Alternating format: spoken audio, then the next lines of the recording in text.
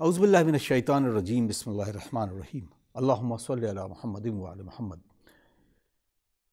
ناظرین اکرام، السلام علیکم ورحمۃ اللہ وبرکاتہ۔ آج اس مبارک موقع پر جس میں ہم ولادت باسعادت امام پنجم حضرت امام محمد باقر علیہ السلام منا رہے ہیں، اور آج اس مبارک موقع پر ہم ان کی ارشادات، ان کی فضیلت کے بارے میں کچھ گفتگو کریں گے۔ سب سے پہلے تو ہم اب وقت کے امام عصر اجل اللہ تعالیٰ فرجہ شریف کی خدمت میں اور تمام مومنین کی خدمت میں مبارکباد پیش کرتے ہیں۔ حضور سرور کائنات کی مشہور و معروف حدیث ہے کہ اولنا محمد و اوسطنا محمد و آخرنا محمد و کلنا محمد۔ اس حدیث کی ذیل میں یقیناً ہمارے لیے ہر ائمہ معصومین، ہماری زندگی کے لیے، ہمارے ہر عمل کے لیے ان کا ہر پیغام مشعل راہ ہے۔ ناظرین، آج ہمارے لیے سعادت ہے کہ آج ہم ایک عظیم ترین شخصیت سے، جن کو آپ بطور ایک ذاکر، ایک خطیب، ایک عالم دین کی حیثیت سے جانتے ہیں، ان کو مدعو کیا ہے، اور ہم آج اس بابرکت موقع پر ان سے گفتگو کرنے جا رہے ہیں۔ ناظرین اکرام، آپ سے گزارش ہے کہ آپ اس طرح کے پروگرام کے ساتھ ساتھ جڑتے رہیں اور اس پروگرام کو اپنے یوٹیوب چینل کے ذریعے بھی شیئر کریں، تاکہ لوگوں تک بہترین طریقے کی یہ جو زندگانی ہے ائمہ معصومین کی، یہ پہنچ سکے اور تعلیمات معصوم کی بھی ترویج کی جا سکے۔ آئیے ناظرین، ہم استقبال کرتے ہیں عالی جناب مولانا علامہ ڈاکٹر کازم مہدی عروج جونپوری صاحب کا، اور اس گفتگو کا آغاز کرتے ہیں۔ السلام علیکم آقا۔ علیکم السلام، بہت خیر مقدم ہے اور خاص مبارکباد پیش کرتا ہوں۔ الحمدللہ، میں آپ کو بھی اور پوری آپ کی ٹیم کو مبارکباد پیش کرتا ہوں، اور اپنی جانب سے، آپ سب کی جانب سے، ناظرین کی جانب سے ہدیہ تبریک بحضور امام زمانہ عجل اللہ تعالیٰ فرجہ شریف پیش کرنے کی سعادت حاصل کرتا ہوں، اور بہت نیک موقع ہے کہ آج معصوم کی ولادت کا جشن ہم سب منا رہے ہیں۔ جزاک اللہ خیرہ۔ آقا، اب ہم بات کریں کہ کیا ضرورت ہے دین میں، جبکہ تمام انبیاء آئے اور ختم رسول نے اپنی پوری زندگی انسانی اقدار کو فروغ دینے کے لیے، اور خصوصاً وہ آیت بھی آ جاتی ہے کہ میں نے دین کو کامل کر دیا ہے۔ اب کیا ضرورت آن پڑتی ہے کہ امام کا ہونا بھی ہمارے لیے اشد ضرورت؟ دیکھیے، بے شک دین رسول اللہ صلی اللہ علیہ وسلم نے اپنی محنتوں سے کامل کر دیا، دین مکمل ہو گیا۔ اب ضرورت دین کے کامل ہونے کے بعد اس بات کی ہے کہ دین کو چلایا جائے اور بچایا جائے۔ امامت کی ذمہ داری دین کو بنانا نہیں ہے، دین کو پھیلانا ہے اور دین کو بچا کے رکھنا ہے۔ اور ظاہر کسی بھی پروجیکٹ کے لیے کسی پروجیکٹ کا بنانا ایک الگ کام ہے، اور پھر اس پروجیکٹ کو بچانا اور چلانا یہ الگ کام ہے۔ تو امامت کا منصب جو ہے وہ دین کو چلانے بنانے کا نہیں، بلکہ دین کو چلانے کا اور دین کو بچائے رکھنے کا ہے۔ جزاک اللہ۔ اسی لیے اللہ نے زمین پر ایک حجت خدا کو ہمیشہ کے لیے رکھا، تاکہ وہ دین کو بچاتا رہے۔ آج امام پردہ غیبت میں ہیں تو وہ غیب سے دین کو بچا رہے ہیں، اور جب ضرورت پڑ جائے گی باہر آ کے بچانے کی تو وہی رجت کہلائے گی۔ سبحان اللہ، سبحان اللہ۔ اب آقا، ہم بات کرتے ہیں کہ ہر امام کی ایک سارے امام جتنے بھی ہیں ائمہ معصومین، ان کی ساری فضیلتیں یکساں ہیں، کیونکہ ہم نے پہلے ہی اس حدیث کو بیان کیا جس میں رسول اکرم نے فرمایا کہ اولنا محمد واوسطنا محمد واخرنا محمد وکلنا محمد۔ تو پھر الگ الگ امام کی فضیلت کے لیے جو کہا ہے باخر العلوم، کہ علم کا دریچہ کھلتا ہے، اور یہاں سے تو یہ جو فضیلت ہے اس کو ہم کیسے اور کس طرح سے کیسے دیکھیں؟ دیکھیے، جتنے بھی ائمہ علیہم السلام ہیں سب کے اپنے اپنے کچھ القاب الگ ہیں۔ جی، ایسے تو سب محمد ہیں، جی، اور جب سب محمد ہیں تو سب علی بھی ہیں، یقیناً سب کلنا محمد کی بنیاد پر۔ مگر کچھ جو القاب الگ الگ ہیں وہ اس عہد اور اس زمانے کی ضرورت کے اعتبار سے۔ سبحان اللہ۔ ظاہر ہے کہ زمانہ بدلتا ہے تو اس کی ضرورتیں بدلتی ہیں، اس کے مسائل بدلتے ہیں، اس کے معاملات بدلتے ہیں۔ تو اس اعتبار سے جو معصومین نے کارہائے نمایاں انجام دیے ہیں، اس اعتبار سے ان کے خصوصی القاب ہیں۔ آپ کا لقب باقر العلوم ہے، اگر اس کو سمجھنا ہے تو آپ کو تھوڑا سا پہلے جانا ہوگا، کربلا کیوں ہو گئی، علم لوگوں کا کتنا پزمردہ ہو چکا تھا، معرفت کتنی ختم ہو چکی تھی، حالات کتنے بگڑ چکے تھے، اور اب ان بگڑے ہوئے حالات میں جو دین کو بچانے، سنبھالنے اور چلانے کا بڑا پلیٹ فارم قائم کیا، وہ چوتھے امام نے قائم کیا، پانچویں امام نے نہیں قائم کیا۔ بڑا ہی سخت ترین دور اگر کسی امام کو ملا ہے تو وہ ہمارے اور آپ کے چوتھے امام کو ملا ہے۔ بے شک، یقیناً چوتھے امام کے پلیٹ فارم پہ کھڑے ہو کے جو کام کیا ہے وہ پانچویں امام نے کیا ہے۔ سبحان اللہ، سبحان اللہ۔ پلیٹ فارم بنایا چوتھے امام نے۔ اب ضرورت تھی کہ جو علم ضائع ہو چکا تھا، جو لوگ برباد ہو چکے تھے، علم کی نہجیں جو خراب ہو چکی تھیں، اب اس کی تجدید کی جائے، اسے سنبھالا جائے۔ تو پھر پانچویں امام علیہ السلام نے درس کا ایک سلسلہ شروع کیا، اور آپ نے کثیر طلباء دیے ہیں۔ یہ امام ابو حنیفہ کا وہ بڑا مشہور جملہ ہے، لولا سنتان لہلک النعمان، نعمان نام تھا ابو حنیفہ صاحب کا، کہ اگر 2 سال نہ ہمیں ملے ہوتے تو نعمان ہلاک ہو جاتا۔ تو وہ 2 سال جو انہوں نے جن کا ذکر اپنی زندگی میں کیا، وہ پانچویں امام اور پھر بعد میں چھٹے امام کی شاگردی کے دور کا کیا۔ تو اصل میں تو جو علم پھر پھیلایا، جو دین پھیلایا، جو سنبھالا دین کو اور علم کی جو روشنی پھیلائی، وہ پانچویں امام نے پھیلائی، اس لیے آپ کو باقر العلوم کا۔ سبحان اللہ، سبحان۔ اب آغا ایک اور سوال، اب بہت خوبصورت آپ نے ان کا تذکرہ کیا کہ ائمہ مسلمین میں جو سب سے امام اعظم کہا جاتا ہے، اب یہاں سے سمجھ میں نہیں آتا، جو منبع علم ہے، جو مصدر علم ہے، وہاں سے مسلمانوں نے چھوڑ کر ان کو اپنا امام بنا لیا۔ تو ظاہر سی بات ہے، ہم گفتگو اس بنا پہ کر رہے ہیں کہ جب ایک معصوم امام کے ہوتے ہوئے کیوں، اس کی وجہ کیوں، کربلا مکمل ہو گئی، کربلا نے سارے اسباب کو ڈھا دیا، اب یہاں سے جو نئی روشنی جو ہونا تھا مسلمانوں کے لیے، کیا ابھی بھی آپ کو لگتا تھا کہ یہاں پر بھی لوگوں کا بغض تھا وہ علی ابن ابی طالب علیہ السلام سے تھا؟ جی بالکل تھا، آپ نے بہت ٹیکنیکل کر دیا سوال کو، اور رخ بہت مڑ گیا سوال کا۔ دیکھیے، بغض تو تھا، کل بھی تھا اور بغض آج بھی ہے۔ بغض سے ہٹ کر ایک چیز دیکھیے کہ جس دین کو حکومتوں کی سرپرستی حاصل ہوتی ہے، وہی دین پلتا ہے، وہی دین پروان چڑھتا ہے۔ واہ! یہ ہندوستان میں بھی دیکھیے تو آپ کو ایک زمانہ آئے گا جب آپ نے سنا ہوگا کہ اکبر نے دین الہی قائم کر دیا تھا۔ اب آپ بتائیے کہ اکبر کی بادشاہ ہیں، ان کی جرأت کہ انہوں نے ایک دین ہی قائم کر دیا، کس بنیاد پر؟ اسی ہمت کی بنیاد پر کہ حکومت جس دین کو چاہے چلا سکتی۔ آج بھی آپ اگر سیاسی حالات اور ماحول کے تناظر میں دیکھیں پوری دنیا میں، صرف ہندوستان میں نہیں، تو وہ دین پھلتا پھولتا ہے، وہ حالات دین کے پھلتے پھولتے ہیں جسے حکومت کی سرپرستی حاصل ہوتی ہے، اور حکومت اسی دین کی سرپرستی کرتی ہے جس میں اس کا اپنا مفاد پوشیدہ ہوتا ہے۔ دین حکومت کے مفاد کے لیے نہیں بنا ہے، حکومت کو دین کا مفاد میں کام کرنا چاہیے۔ پھر جملہ سمجھ لیجئے کہ دین حکومت کے مفاد کے لیے نہیں بنا ہے، دین انسانیت کی مفاد کے فلاح و بہبود کے لیے بنا ہے، دین الہیات کے ترویج کے لیے بنا ہے، حکومت کی ترویج کے لیے نہیں بنا ہے۔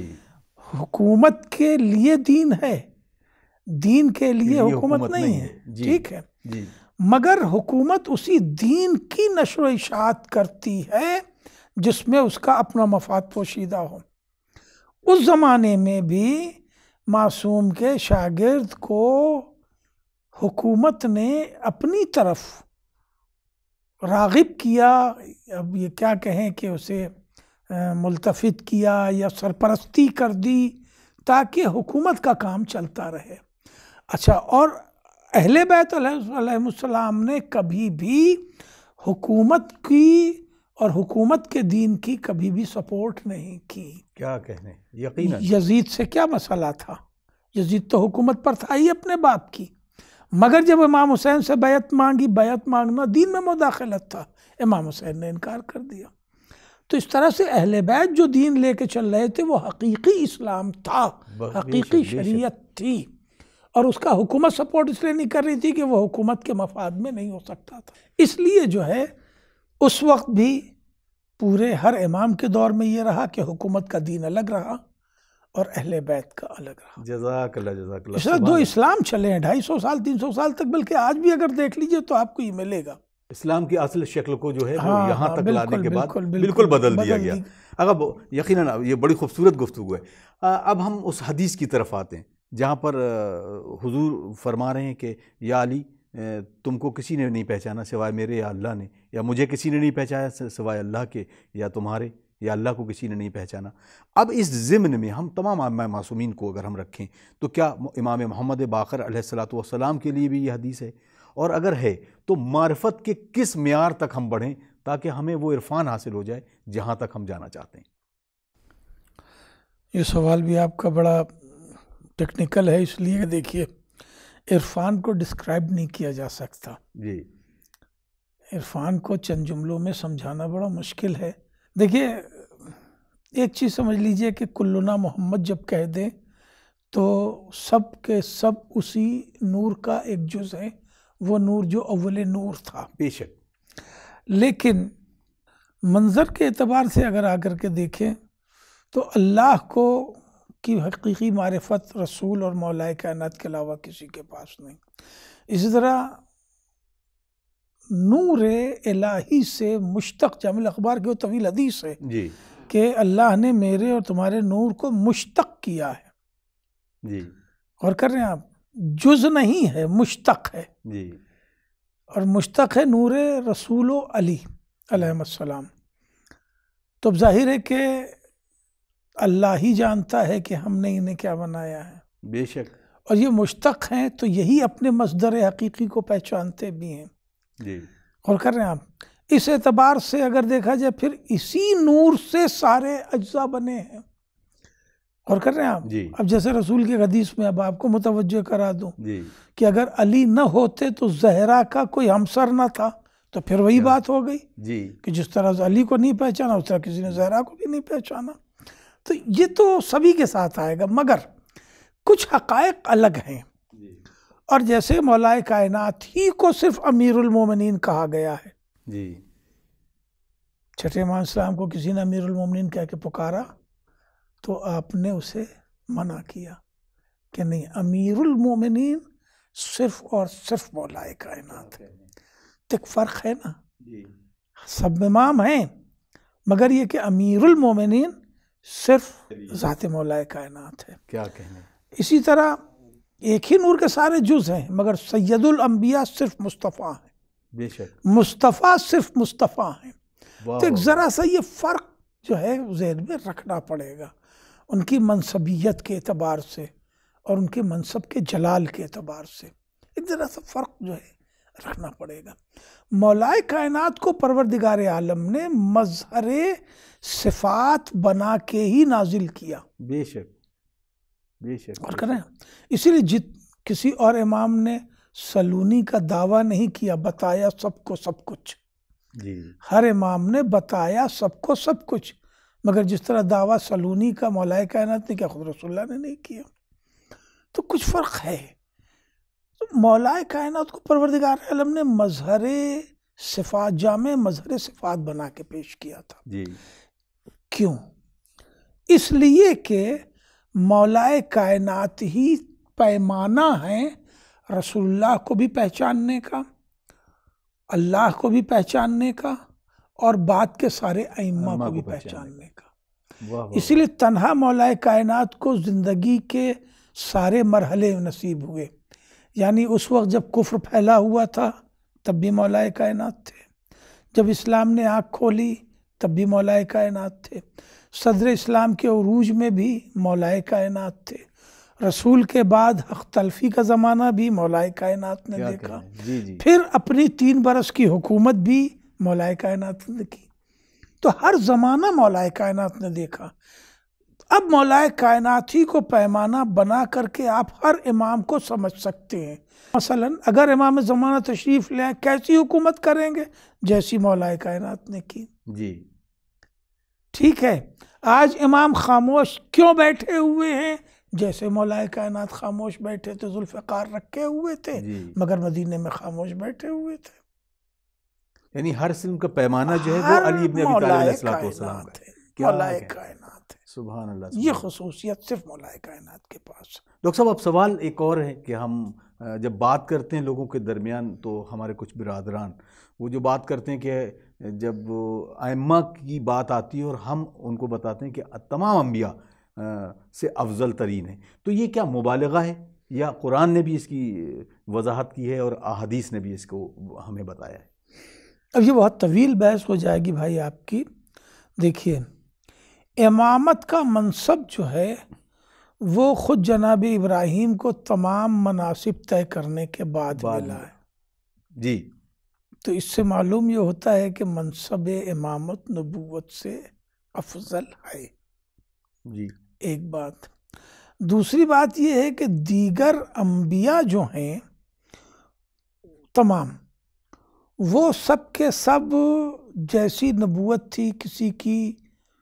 اب اس میں دیکھیں بہت بات بڑھ جائے گی. سارے نبی پوری دنیا کے لیے نبی نہیں بنائے گئے تھے. جی.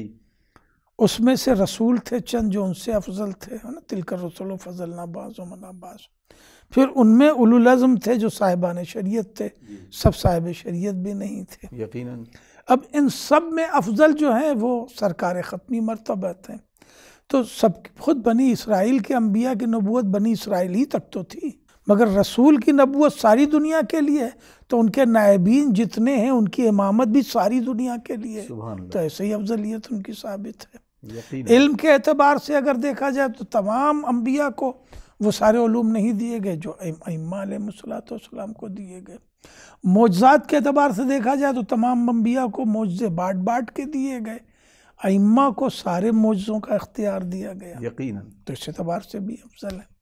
ایسے بہت ساری نہجیں ہیں کہ جس سے ظاہر ہے، اگر آسانی سے سمجھا جائے تو اس طرح سمجھا جا سکتا ہے کہ جتنی دور مرکز کی حیثیت ہوگی، دائرہ ہوگا، دائرہ کار ہوگا، اتنی ہی اس کی نیابت کی ہوگی. تو جب مصطفیٰ کی حکومت زمین و آسمان پر ہے تو ان کے نائبین یہ 12 کے 12 امام ہیں، ان کی حکومت، ان کا اختیار بھی زمین و آسمان کے لیے، تو عالم کے لیے. تو اس طرح بھی وہ انبیاء سے افضل ہو گئے. تو بہت سارے زاویے ہیں. سبحان اللہ. لیکن اب ہم بات کریں امام پنجم، امام محمد باقر علیہ السلام، آپ کے مطلب کس طریقے سے آپ کے تعلیمات کو ترویج کرنا ہے؟ مطلب آپ نے کربلا دیکھی، کربلا کے بعد چوتھے امام کا پورا دور دیکھا، پھر آپ کے وقت میں جس طریقے سے تعلیمات معصومین، یہ کہیں شریعت کی تعلیمات کا ایک عروج دور تھا، شروع ہوا تھا. پلیٹ فارم آپ نے کہا کہ چوتھے امام نے بنایا، تو اس میں جو شاگرد تھے ان کی تعلیم کو کیسے فروغ ملا، یہ آپ سے میں جاننا چاہوں گا. دیکھیں، کربلا کے بعد بڑی قسم پرسی تھی، نظام حکومت کے اعتبار سے بھی، سیاسی اعتبار سے بھی، مذہبی اعتبار سے بھی بڑی خانہ جنگیاں تھیں. ادھر زبیر کا حملہ، ادھر یزید کا حملہ، ادھر جناب مختار کا بدلہ لینا، اور پھر دوسرے سارے قبیلوں کا احتجاج کرنا. بڑی خانہ جنگیاں پھیلی ہوئی تھیں. ایسے میں چوتھے امام نے سب سے پہلا کام تو یہ کیا کہ شیعیوں کو آپس میں مجتمع کیا. جی. پھر آپ نے دعا کے ذریعہ لوگوں تک دین پہنچایا. پھر دوسروں پہ مہربانیاں کر کے لوگوں کو ملتفت کیا، ایک پلیٹ فارم بنایا. جب پانچویں امام کا زمانہ آیا، اسی زمانے سے ایک سیاسی طور پر ایک جنگ شروع ہو گئی بنی عباس میں اور بنی امیہ میں. بنی عباس اور بنی امیہ کی جو جنگ تھی وہ بنا میں انتقام خون حسین ہی شروع ہوئی. مگر آپ کو یہ میں عرض کروں کہ ایک عہد تک امام حسین السلام کے خون کا انتقام سیاسی طور پر، جسے کہتے ہیں آج کی زبان میں بھنایا گیا، استعمال کیا گیا. جی. غور کریں، امام حسین السلام سے سب کو وہ انسیت اور وہ محبت نہیں تھی، بلکہ وہ ایک سلوگن سیاسی بن گیا تھا جس کا لوگ فائدہ اٹھا رہے تھے. اب اس میں بہت سارے واقعات ہیں جو تاریخ میں بکھرے پڑے ہوئے ہیں. امامت کو جنگوں سے کبھی کوئی مطلب نہیں رہا. امامت نے حکومت کو کبھی منہ نہیں لگایا. امام حسن اسرار السلام نے معاویہ کے حق میں حکومت کیوں چھوڑ دی شرائط اپنی رکھ کر کے کہ بھائی ہمیں دین کی ترویج چاہیے، تو حکومت کر. حکومت سے اہل بیت کو کبھی کوئی دلچسپی نہیں رہی. 8ویں امام السلام کے سامنے جب ولی عہدی رکھی گئی آپ نے انکار کیا، مجھے نہیں چاہیے. امامت کا منصب ہے ترویج دین، ترویج اخلاق، ترویج شریعت، ترویج انسانیت. درہم، دینار، خزانے، فوج، یہ پراپرٹی، تزوق و احتشام، یہ سب حکومت کا حصہ تھا. اس پہ کبھی کسی امام کو دلچسپی نہیں تھی. لہذا جب یہ خانہ جنگیاں ہو رہی تھی تو امام نے ان کو ادھر درگزر کیا، درکنار کیا، اور خود جو ہے اس موقع کو غنیمت جان کر کے آپ لگ گئے دین پھیلانے کے اوپر. تو وہ سارے لوگ کہ جو ان جنگوں سے دور رہنا چاہتے تھے، ان اختلافات سے دور رہنا چاہتے تھے، انہیں امام نے مجتمع کر کے دین دیا. امام نے اس میں یہ نہیں رکھا کہ دین دینے کے سلسلے میں کہ صرف انہیں حدیث سکھا دیں یا شریعت سکھا دیں، حلال حرام نجس پاک، یہ مسئلہ نہیں ہے، بلکہ جسے مجموعی اعتبار سے علم کہتے ہیں. کون شخص کون سا علم لینا چاہتا ہے اسے وہ علم دیا جائے. اس طرح سے علم کا دائرہ بہت بڑھ گیا.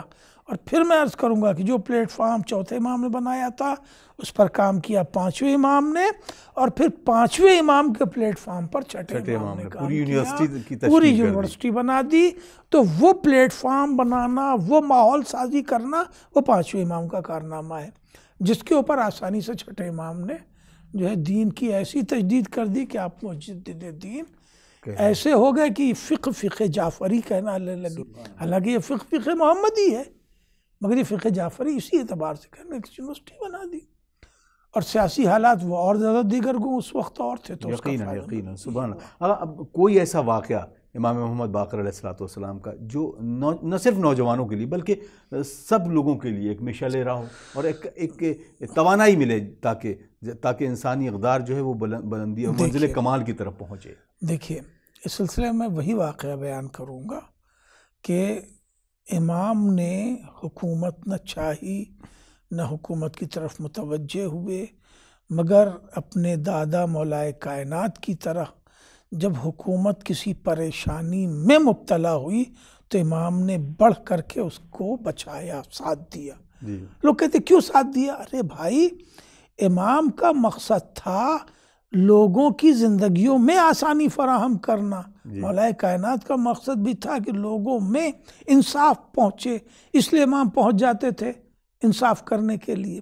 حکومت نہ انصافیاں کرتی تھی، غلط فیصلے کرتی تھے، پوری قضائے امیر المومنین بھری پڑی. امام السلام جو ہے خود جسے ٹانگ اڑانا کہتے ہیں، خود مداخلت کرتے تھے اور پھر فیصلے کو صحیح کراتے تھے. تو حکومت کے حق میں تھوڑی کراتے تھے، عوام کے حق میں کراتے تھے. یہی چیز وہاں بھی تھی. امام السلام کے زمانے میں واقعہ ہے کہ سفر حج کے لیے بڑی پریشانی ہو رہی تھی اور پھر وہاں ایک جگہ پہ پانی کا انتظام کرنا تھا اور وہاں نہیں ہو رہا تھا، تو کیسے وہاں انتظام کیا جائے. تو امام علیہ السلام نے جو ہے اس کا پورا انتظام کرایا. اس سے اہم واقعہ جو ہے وہ دیکھیے وہ یہ ہے کہ جب اسی امام کے زمانے میں جب روم کے بادشاہوں نے، یہ بہت ٹیکنیکل بات ہے، روم کے بادشاہوں نے جب اسلامی مملکت کو دھمکی دی، وہ کپڑوں کے اوپر جو ہے وہ اسلام کے خلاف جملے لکھ کے بھیجتے. کپڑوں پہ پرنٹ آتی ہے نا، وجے کا کپڑا ہے اور اورینٹ کا کپڑا اور اس کا کپڑا ہے، اسی طرح وہ روم سے اس وقت کپڑے آتے تھے. تو وہ اس کے اوپر جو سکے لگاتے تھے، نشانیاں لگاتے تھے، اس میں توہین رسالت کرتے تھے، توہین اسلام کرتے تھے. تو اسلامی حکومت نے اس کی مخالفت کی. تو یہ خیال رہے کہ اس وقت سکہ بھی رومن چلتا تھا، درہم و دینار رومن چلتا تھا. تو انہوں نے دھمکی دی، انہوں نے کہا نہیں ہم تمہارا کپڑا نہیں لیں گے، یہ اس کا سکہ اس کا بدلو. حکومت نے کہا، عبد الملک کا زمانہ تھا وہ، تو اس نے یہ کہا کہ دیکھو تم اگر زیادہ ہمیں تنگ کرو گے تو ہم سکوں پر چھپوا دیں گے توہین رسالت، نعوذ باللہ، اور بغیر سکے کے تو ملک چلے گا نہیں. تو اس نے گھبرا کے امام السلام سے مشورہ مانگا، تو امام علیہ السلام نے جا کر کے سکے ڈلوا دیے۔ اسلامی سکے جو ہیں وہ 5ویں امام کی ہی مدد سے ڈلے۔ سبحان اللہ، سبحان اور اللہ۔ اسی وقت جب سکہ ڈھلے کیسے؟ بھائی سکے میں تو اس وقت چاندی اور سونے کا ہی سکہ چلتا تھا جی اوریجنل۔ تو سب سے بڑا پرابلم یہ تھا کہ جیسے 1 درہم کا سکہ مثلا 10 گرام کا ہے، جی اس میں ہے مثقال میں اس کی وزن لکھی، مگر وہ سمجھ میں نہیں آئے گی، اس لیے میں دے رہا ہوں مثال۔ 10 گرام کا ایک سکہ، تو سارے سکے 10 ہی گرام کے نہ ہونے چاہیے، تو اتنی پکی تول نہیں تھی۔ سکہ ڈھلے تو 1 وزن کا ڈھلے، تو اس کا سانچہ بھی امام نے بنوایا، اور وہ شیشے کا سانچہ بنا۔ اور آپ جانتے ہیں کہ شیشے کے سانچے میں جو چیز ڈلتی ہے وہ ایک دم سوت کی بال کی طرح جو ہے وہ نپیتلی ہوتی ہے، ایکوریٹ ہوتی ہے۔ تو یہ بھی کارنامہ ہے امام نے حکومت کا۔ کیوں جب کہی کہ حکومت کا جا کے کیوں سکہ بنوا دیا؟ تو وہاں مسئلہ حکومت کو سنبھالنا تھا، اسلام کو سنبھالنے کے مترادف تھا، عوام کی بھلائی تھی۔ بہت بہت شکریہ آپ کا، بالکل وقت بالکل اجازت نہیں دے رہا، اور یقیناً یہ نورانی گفتگو ہم تو چاہ رہے تھے کہ چلتی رہے، لیکن اب وقت کی پابندی بھی ہمارے لیے ایک مسئلہ ہے۔ ناظرین آپ دیکھ رہے ہیں یہ خاص پروگرام، اور ہم آج امام محمد باقر علیہ السلام کی یوم ولادت پر یہ اسپیشل ٹرانسمیشن آپ کی خدمت میں نشر کر رہے ہیں۔ ہمیں دیجیے اجازت، ہماری ٹیم کو دعاؤں میں ضرور یاد رکھیے تاکہ ہمیں وہ توانائی ملتی رہے تاکہ ہم اس طرح کے پروگرام آپ کی خدمت میں پیش کرتے رہیں۔ والسلام علیکم ورحمۃ اللہ وبرکاتہ۔